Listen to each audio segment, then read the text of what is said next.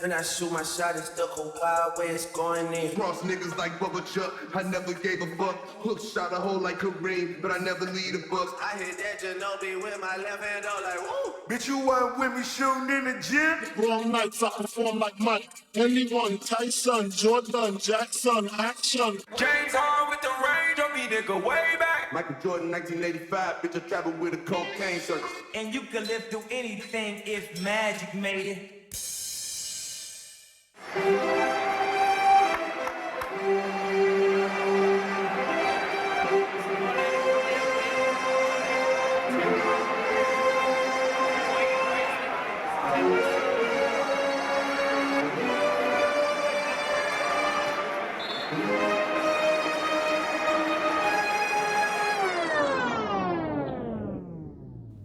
lot of thoughts on the mind, man. Let's speak, though. What up, my fellow Knicks fans? This is your guy, Marcellus Ease. Don't panic quite yet. Now, finally, after 9 months of just being out of action, our young guys get to return on the court. We're going to touch base on the main key points of the Knicks media days, particularly from the young guys, just hearing from them and Coach Thibodeau. And I also touch base on this year's deep roster construction, not only by the Knicks, but many other teams throughout the league, because not only everyone's going to be battling injuries, but they are going to be battling players fighting through this flu virus that's going around. And of course, last but not least, I know I've been telling you guys for a while now, I'll touch base on the Brooklyn Nets and their branding, a lot of key mistakes they made when they first showed up in Brooklyn, as this season will be their first season in a real attempt to try to snag some of that New York market away from the Knicks. But unfortunately, because some of the branding mistakes they made when they first showed up in Brooklyn, they'll kind of forever be stunted in a certain position. But before I get to my quick hits, once again, I know you guys have a lot of different hobbies, interests. You guys check out my weekly gems below in the description. There's a lot of different articles, books, music playlists, a lot of things you could download straight into your phone to keep you in the know. So you guys check it out. Before I touch base on the Knicks Media Day, I just want to say special shout out to the Knicks for not falling into no Russell Westbrook trap. I mean, Jesus Christ, the media hyped him up so much and nobody wanted him the whole time, but they were trying to shame the Knicks onto taking him. Come on, man. Ain't no way. Ain't no fucking way. Of course, this year, due to the pandemic, the media has very limited access to the players, especially everything is going to be through Zoom. And of course, the Knicks, even before the pandemic, had a very controlled environment around the players of what could be said. With that being said, you guys already know what happened. Answers are pretty vague when media members would ask questions, especially coming from Julius Randle. But I'll just keep it short and sweet and just focus on the main part, particularly coming from the younger guys, as a lot of them are going to be playing in a contract year, aka Dennis Smith Jr. and Frank Ntilikina. They're both playing in their 4th year of their rookie year contracts. And then on the other side, we have Kevin Knox and Mitchell Robinson trying to get their extensions picked up by the team. But all these young guys could get extended even further before the start of the season. If not, they're going to have to play their way through the season and then hit the restricted free agency market towards the summer. So during media day, remember, everything is through Zoom. One of the reporters had asked Kevin Knox if he had put on any muscle weight. Yeah, Kevin, you talked about working out a lot and with the weights and stuff. Have you put on like any muscle weight since the end of last season? Yeah, I mean, to the first question, I put on some great weight this summer. I've gotten a lot stronger. Like I said, I've been really just working on putting weight on my body, lower body getting stronger, upper body, just staying in the weight room, just continue to get stronger each and every day. I think that's also another huge aspect that's going to really help me out on and off the court as well. With Kevin Knox this season, I'm telling you, it's going to be really interesting because if you look at the position he was drafted under, which is power forward, the Knicks went ahead this season and drafted another power forward in Obi Toppin. So Kevin Knox is at a very unique position right now where he's going to have to really prove himself with not that much time due to the shortened season and the depth chart. I mean, you got Julius Randle. You're going to have to also battle with the new rookie that was drafted. And for the most part, he's going to have to really answer some questions this season. Is he quick enough to play at the wing position at small forward? Or is he going to be strong enough to get down low and play at the original position he should have been at, which is at power forward? Kevin Knox is not the only player that has to prove himself at his position while facing stiff competition. We also have Frank Ntilikina, and he was also asked about it. A lot of point guards on this roster. Some new, some you're familiar with. How do you how do you see this shaking out, this rotation, and specifically for you? Do you think you're going to be more on the ball, more off the ball? How do you see this all shaking out? I mean, you know how it goes. It's part of the game. We have a lot of guys on this team, which is a lot of competitors, which is going to bring the best out of the team. And on a daily basis, we're going to compete hard for 4 minutes, and the coach is going to decide on what he wants to do, and we have trust in him. He knows what he's doing. He knows his job. He's been doing that. So he's going to put the best players together to put the best team on the court. Now, what was interesting about Frank's interaction with the media was that on multiple occasions, different media members kept referencing Frank to the point guard position battle. I mean, I guess in their eyes, they still see him as the point guard or potential point guard of the team, when in reality, he's just a combo guard. And because of the versatility in today's NBA, he can guard multiple positions. But I just thought it was interesting that they viewed him as a point guard or potential point guard of the team still. But even though the point guard of the Knicks right now is stockpiled, and I'm gonna touch base on this later in the video, it's for a reason. Because due to the sickness that's going around, guys are gonna be out. So there's gonna be plenty of opportunities for all the guys on the team to get their chance to make their mark. And speaking of point guards, a takeaway from Dennis Smith Jr.'s interview was that he stated out of his own mouth that he was 100% healthy. And that's really important for Dennis Smith Jr. because this season, he does not have time to waste to be battling the injuries all season. It's been something that's been plaguing him his whole career. He really has to prove himself this season in order to either get an extension or to look good when he hits the restricted free agency market.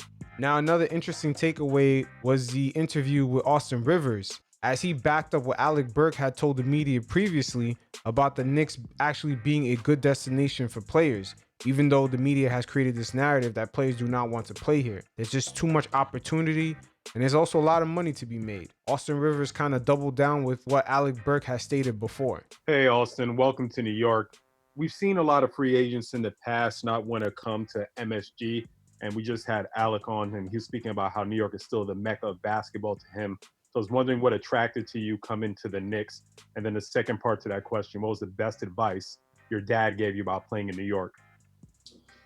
You know, it's funny. I think we're caught in an era where everybody likes riding a wave, and people want to go to places that are already on the rise, or go to teams and franchises that are doing really well. And people have lost interest in going somewhere and making something great again.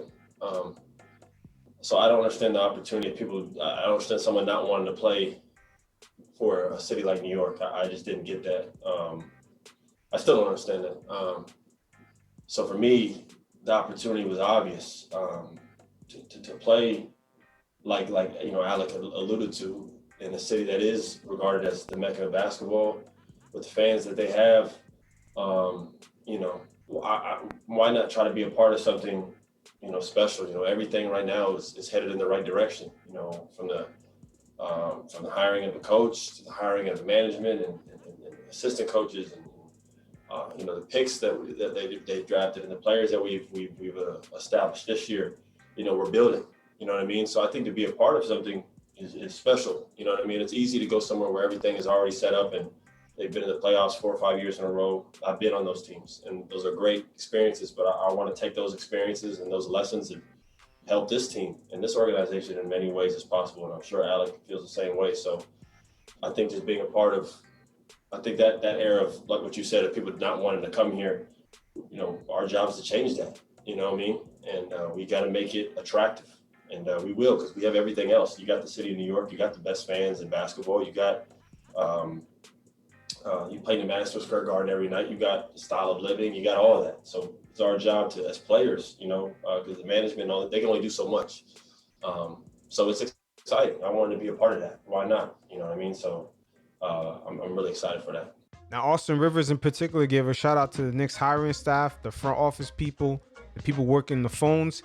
As a lot of these guys, they're well respected, and Leon Rose has done a great job putting a team together. And not only his team is well respected, they're well connected. And I thought it was very funny that one of the media members had asked Thibodeau about the CAA, especially the Kentucky connection with the Knicks. Hey, Coach. One thing I think a lot of us noticed when the roster was getting built, there was a common thread of a lot of Kentucky players, a lot of CAA players. Was that done purposefully, kind of familiarity purposes, or I mean, what was the thinking behind that, or was it just coincidental?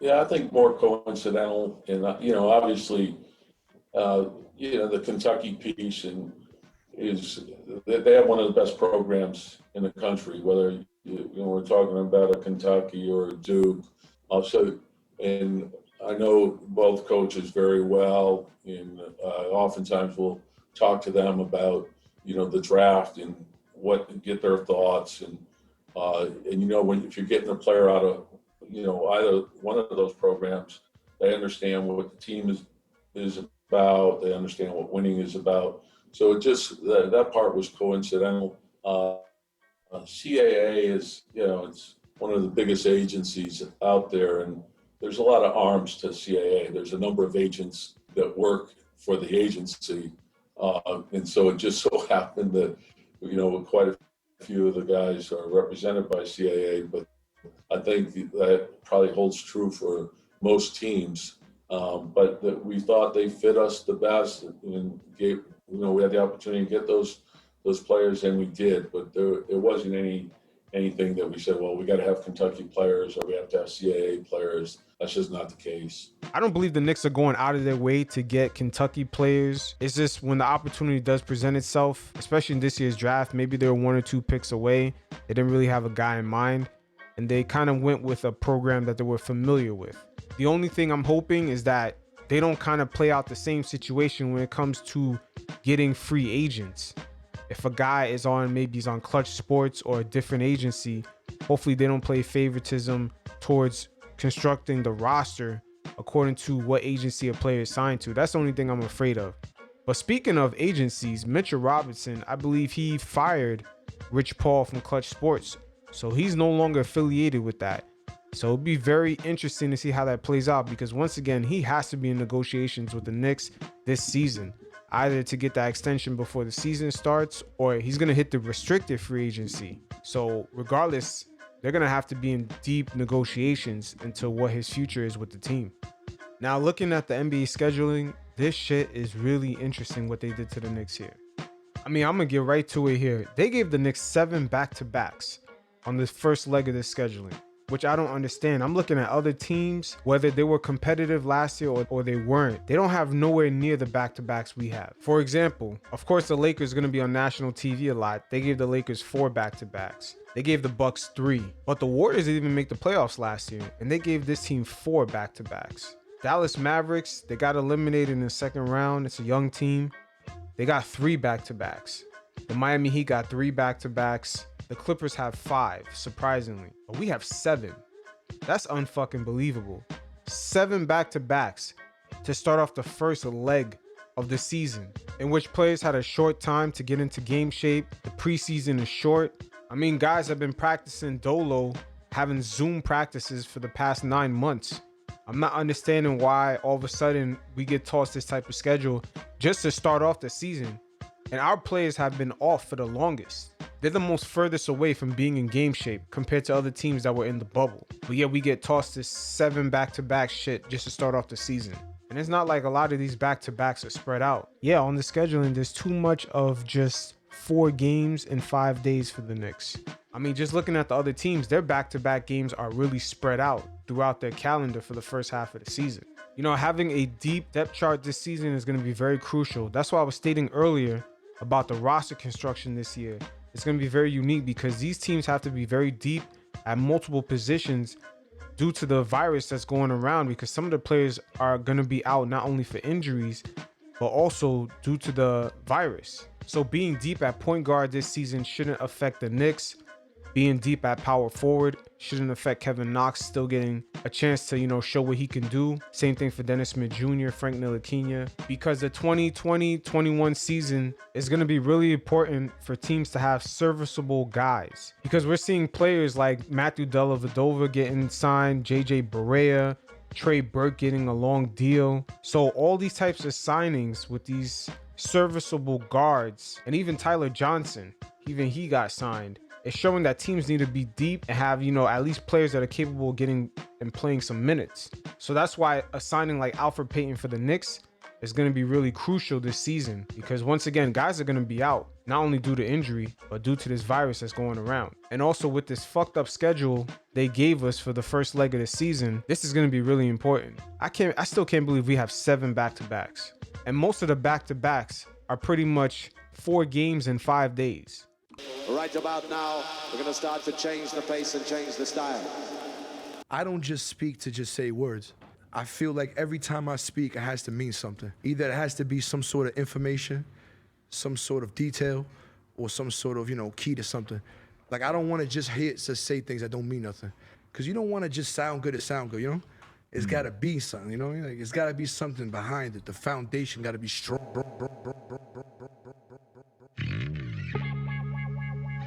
Finally, last but not least, this is a subject I wanted to touch base on for a long time, was the number of marketing mistakes the Nets had made when they first touched down on the borough of Brooklyn.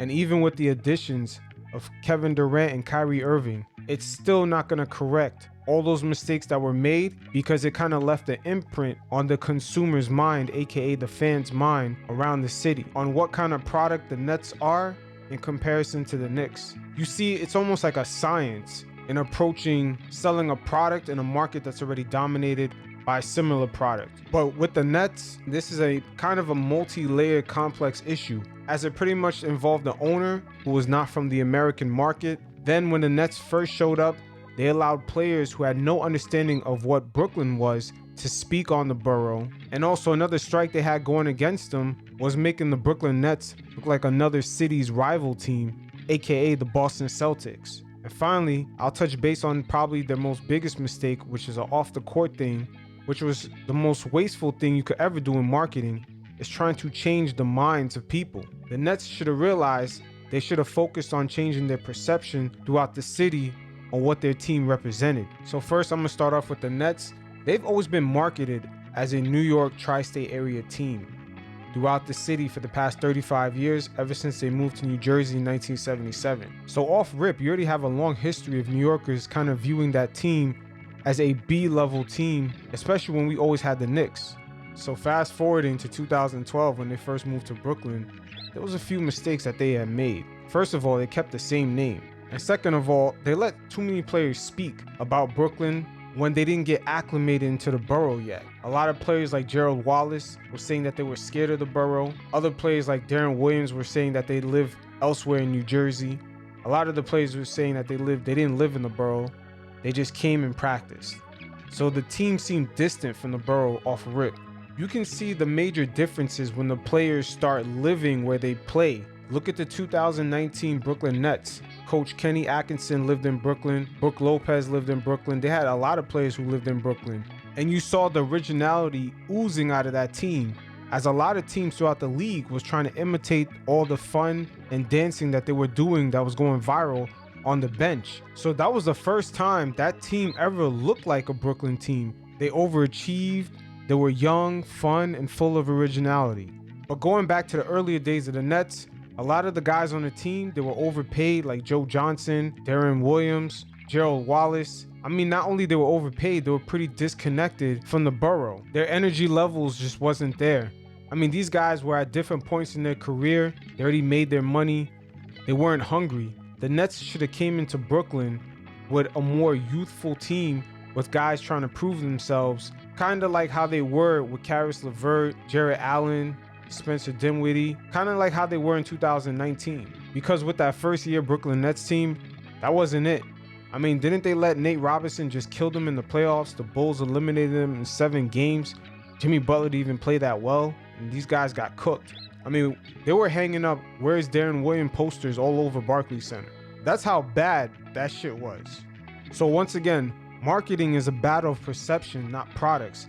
And the Nets, when they originally went to Brooklyn, they made a lot of changes. They went out and got Gerald Wallace, Joe Johnson. They tried to build this team up to make it look like a more competitive team, thinking that they could snag fans away from the Knicks.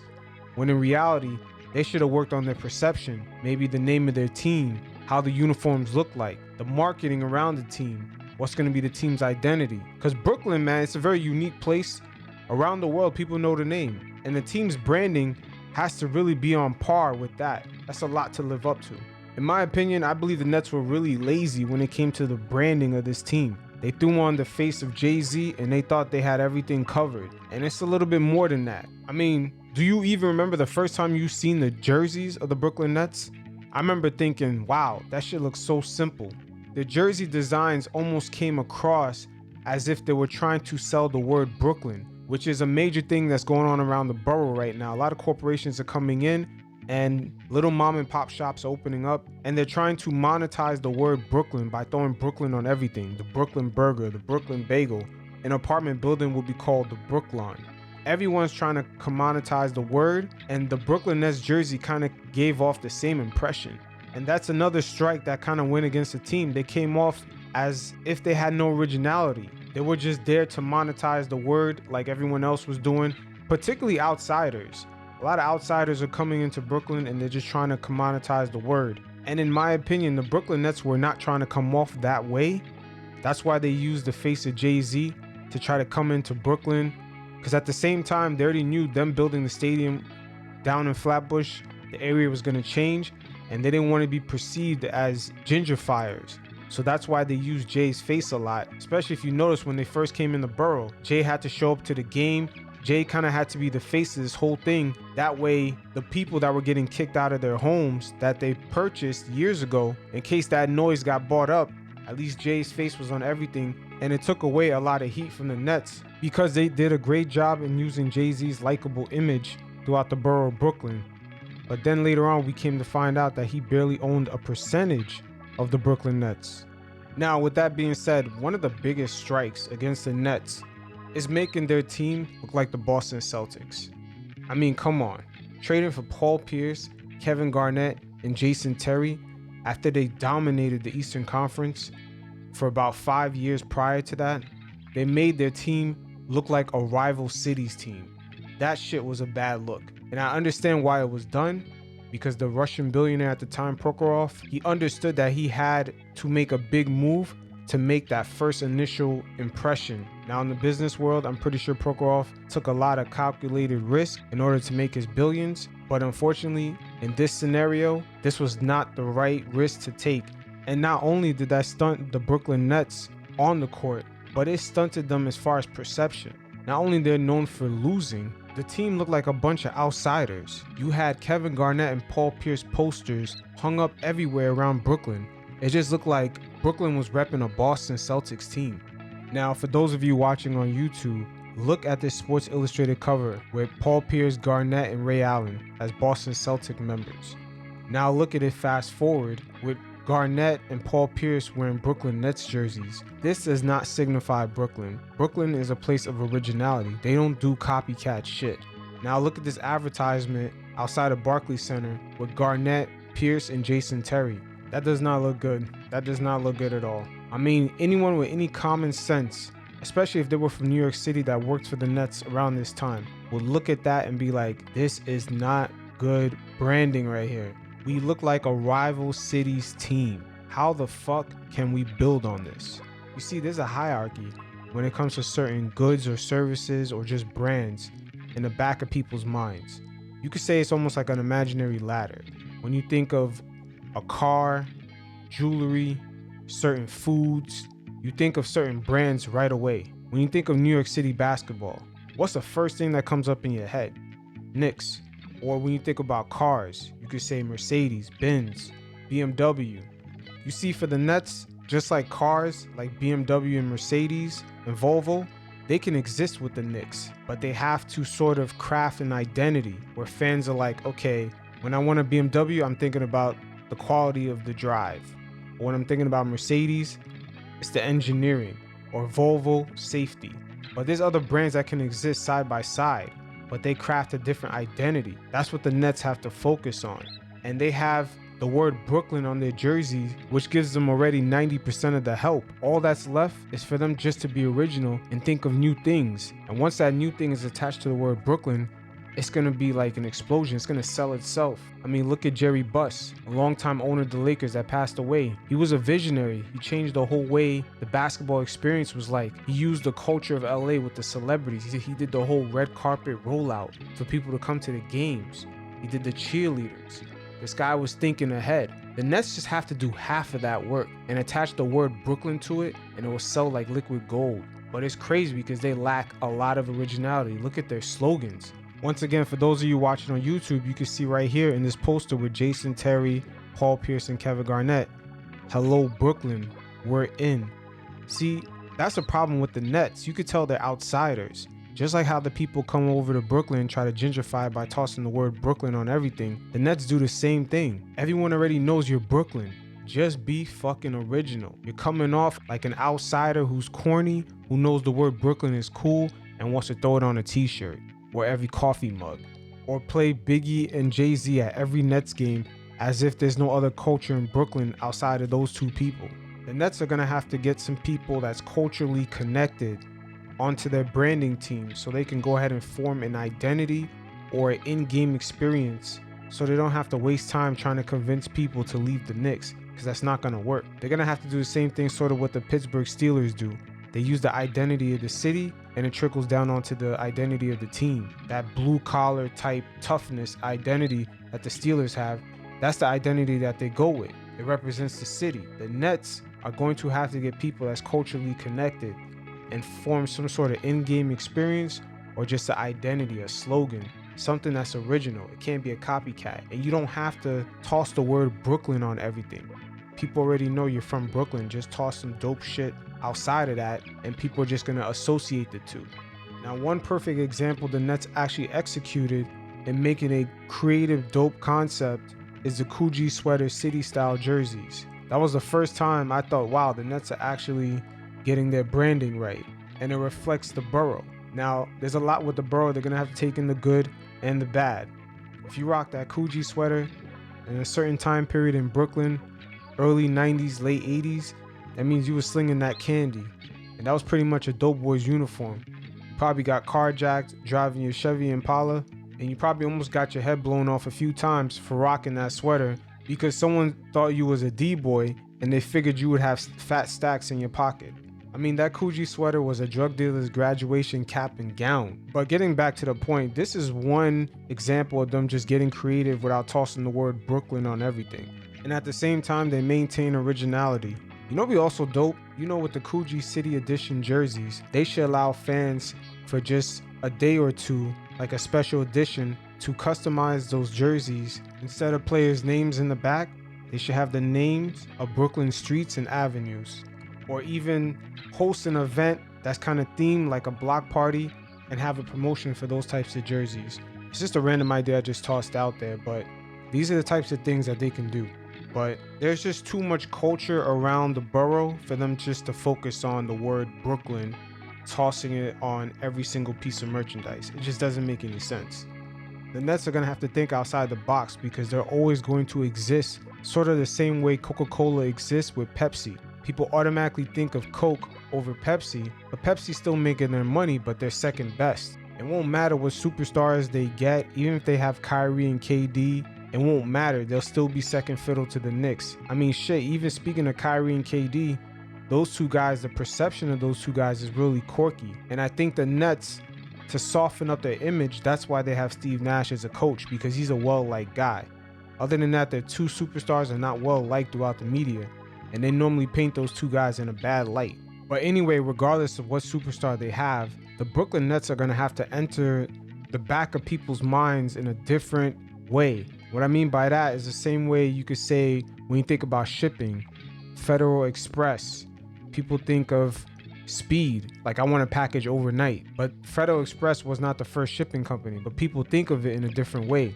Same thing like McDonald's. People think of, oh, I'm gonna get my food fast. The Brooklyn Nets need to market themselves in that sort of way where subconsciously, when people think of the Nets, they think of something other than the Knicks or just basketball. They think something outside of it. Maybe they think of an experience subconsciously. Like the Lakers, even though in the past 12 years they were not able to get superstars, people still thought of the Lakers as a place where stars go. because subconsciously it's in the back of their minds. That's the genius behind Jerry Buss. He made you think of the Lakers as stars and Showtime. Because if they don't market themselves in this way, they're going to be stuck like many other sports franchises that play second fiddle in other cities, like the Anaheim Angels, the New York Mets. That's why I don't think Kevin Durant realizes when he says the younger players don't see the Knicks in that type of light. But what he should have asked them is, when you mention New York City basketball, what do you think of right away? I bet you most of them think of the Knicks. They think of the Knicks first. The Knicks are in their mind first because they entered the marketplace first. That's just how it is. Same thing when you say fast food burger joint. A lot of people instantly think of McDonald's. Even if you have a more favorable burger joint, maybe let's say Burger King or Wendy's, you still subconsciously think of McDonald's first. But the thing is, with Kyrie Irving, he has a different relationship with the Nets. Kyrie Irving is a Jersey kid, and when he was coming up through the different leagues or ranks, he played against a lot of city kids, which he said they were trying to play him off like he wasn't good enough because he was from, the Jersey suburbs. But Kyrie has a different relationship with the Nets. That's why when he said, "I'm going home," even though the Nets moved to Brooklyn, in his subconscious, he views the Nets as his hometown team. And the same rules apply for New York City basketball when it comes to NBA teams. Most people throughout the city view the Knicks as being the hometown franchise. It is what it is, but you guys, if you don't believe me, you guys can look up the history of a second-rate brand or sports franchise coming into the city and trying to take over. Historically, the odds are not good. In New York City, make no mistake about it, man, it's a basketball city. For the Nets to have the lowest attendance record and just overall viewership is low, it's not a good look, especially for a large market basketball city like New York. But I'm telling you, a lot of it has to do with the way the Nets branded themselves when they first arrived. And if you don't believe me, look at that 2018-19 season. The Nets had Jared Allen, Allen Crabbe, Rondé Hollis-Jefferson, D'Angelo Russell. They was doing all that dancing. It was a pretty good season for them. And they won 9 games in a row, and they were struggling to get fans to show up. I mean, during that 9-game stretch, Jared Dooley was on Twitter asking fans to show up to the games, just begging them, please come to the games, support us. We won 9 in a row. All this is on record, man. When you're in a position like how the Nets are in, trying to take over a first place brand in the marketplace, there's a certain science, a certain way you got to play that game. The game is a game. Always. Until next time, you guys stay safe. Peace.